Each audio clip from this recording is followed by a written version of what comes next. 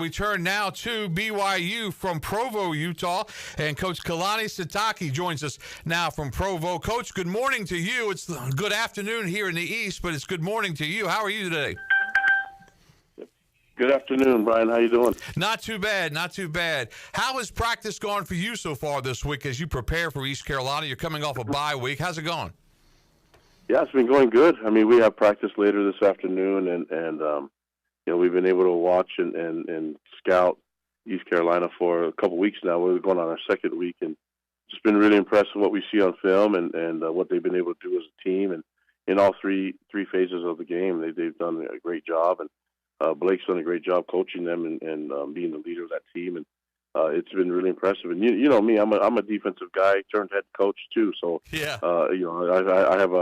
I understand where he's coming from, and I think he's doing an amazing job getting that team ready. And we know we're going to get East Carolina's best shot. We should need to make sure that we bring our best shot when we make our first trip of the year.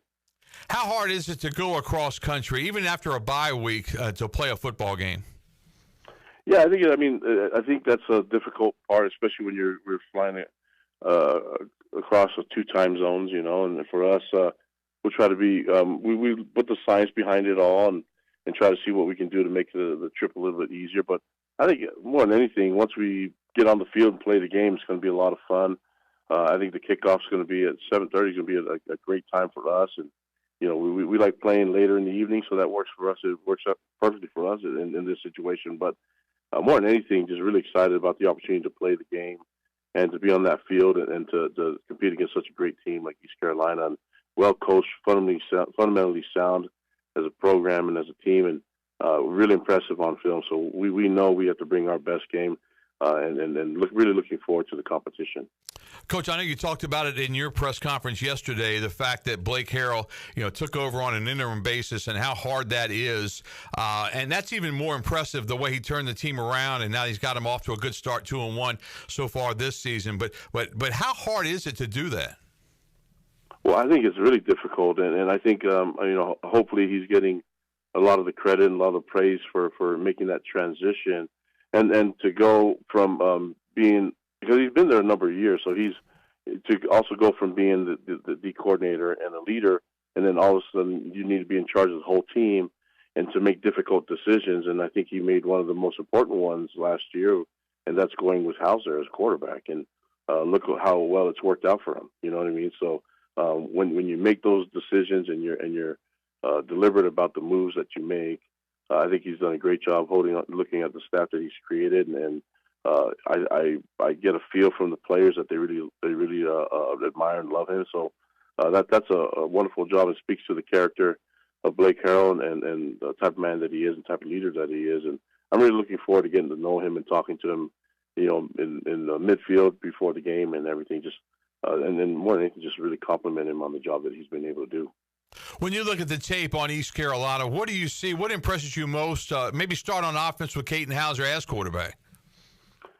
Yeah, on offense, first of all, Hauser can spin the ball, and he's a very accurate passer, and he knows the offense. He knows where to go with his eyes. He goes through his reads, and he can throw the deep ball. He can throw the quick one, and he's a big kid, so he's athletic enough that if he needs to, he can run.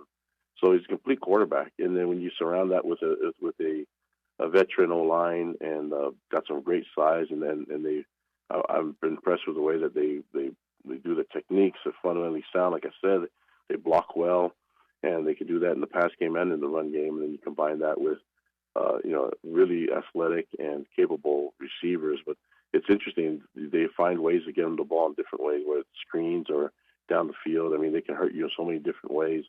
And you put that with all the slew of running backs that they use. And so and then we don't forget the tight ends. They're athletic, and they can run routes, and they can block. So I think I just named every position from the offense. And there's a reason why they're ranked really high, and the numbers that they provide on offense. And that's got to be really exciting for East Carolina fans to see. And so we were impressed with it on film. We feel good about our defense, but this is going to be a great challenge for us. And we're looking forward to the matchup. And then defensively, so I think everything with football, all the attention goes to the offense. It does. everybody forgets about the defense, but you look at the defense, they're ranked high too. They're making plays, and then they've a physical front. I mean, you watch the NC State game, and you could tell that they are very capable. I mean, this is a P4 type of lineup. When you look at their roster and you look at the depth chart and you see what they do on film, defensively they can do a lot of different things. Pressure you, they can play some great base defense, and they can hurt you so many different ways. And then they have a great front seven that can stop the run. And then they have the back end with their safeties and the nickel and the cornerbacks that do a great job in every type of coverage that you can think of. And Blake's done a great job there getting that defense established. And then you combine that with what they have in special teams. And, we have a little bit of knowledge of what they've been able to do. We know that these guys can play. We saw it in 2022. So this is great timing for us in order to get our team ready to roll. And it's going to be a great challenge. And just really looking forward to what our team's how they're going to respond to this and what's going to happen from this game. But really impressed with overall what we're going to see from them. And I've been there. I was there in 2017. Didn't go well for us back then, And I had a guy named Fred Warner on defense on that team, and so this is a difficult game, obviously, but we're looking forward to the challenge. This is why you like being a coach in college football. You get to go to these environments and get to play in this type of game, and I'm sure we'll have some fans that will be there too. But it's going to be a lot of fun. That's what college football is all about.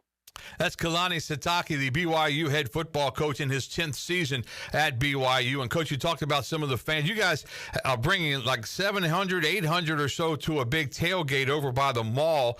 Cougs Care, the tailgate, and they do different service projects for every football game. And I know you're busy with the football side of it, but we're going to talk to Michael Johansson coming up in just a few minutes about that. But that's got to mean something, too, as far as it's just how the whole BYU situation is.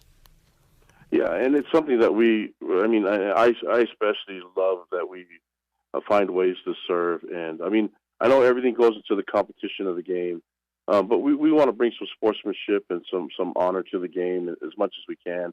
And whether the result works out in our favor or not, we want to make sure that we have a positive impact, especially in the community, and try to do as much service as we can. We are a faith-based institution, so we're affiliated with the Church of Jesus Christ of Latter-day Saints, and so we want to be able to promote Christ's message and loving one another, even in the heat of a battlefield like football, where things are physical and violent. I think there's ways that we can, especially nowadays, that we can understand that there's more common ground between all of us.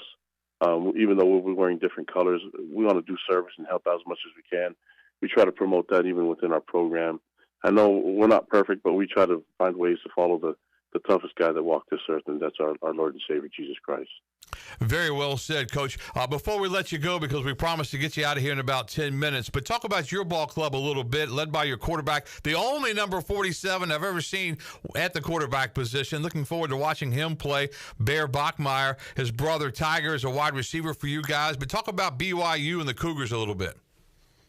Yeah, I feel really good about our program and the direction we're going, and the fact that we've been able to, take advantage of being in the Big 12 conference, and love that partnership that we have with that conference, and so we're really excited about that. But the team, I'm excited. It's just football, man. I'm excited that Bear's here as our quarterback, and he won the spot. We have very capable quarterbacks that have the competition in fall camp, and the true freshman won the spot.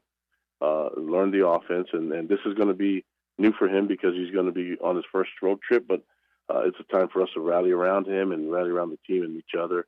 It's going to be a lot of fun, and I don't expect him to do anything but be the best of himself, and not too much. We always say here, everyone on the field does their 111, and if we do that with high energy and high effort, then we can live with the results. And so we're just looking forward to going through those 60 minutes and trying to enjoy as many moments that we can, make some memories, but we know it's going to be difficult. We're excited to be there. We're excited to see all the fans there and be in that environment, and just really excited. I'm excited about the humidity to get some air. We live up here in the mountains. We got some for you. Yeah, we live up here in the mountains where the air is thin. I need some extra oxygen, so I'm looking forward to that. Yeah, you come visit us in August and let me know how that humidity hits you. But yeah, we've got some. I think it's supposed to be around 80 degrees at kickoff, and I think we've got a little humidity dialed up. So you'll get your wish as far as that go. Coach, thanks so much for joining us and talking BYU football. Have a safe trip to Greenville. I hope to meet you before the game just to say hello, welcome you to Greenville and East Carolina. I think a lot of Pirate fans are going to be in the stands, and a lot of Pirate fans are looking forward to seeing your ball club, a national team like BYU, come to Greenville, North Carolina. It's going to be a lot of fun, a lot of respect for everyone in that area and the brand of football and the people that are out there. Looking forward to it. God bless you guys, and appreciate the time, Brian. Thank you. Appreciate you. Kalani Sitake joining us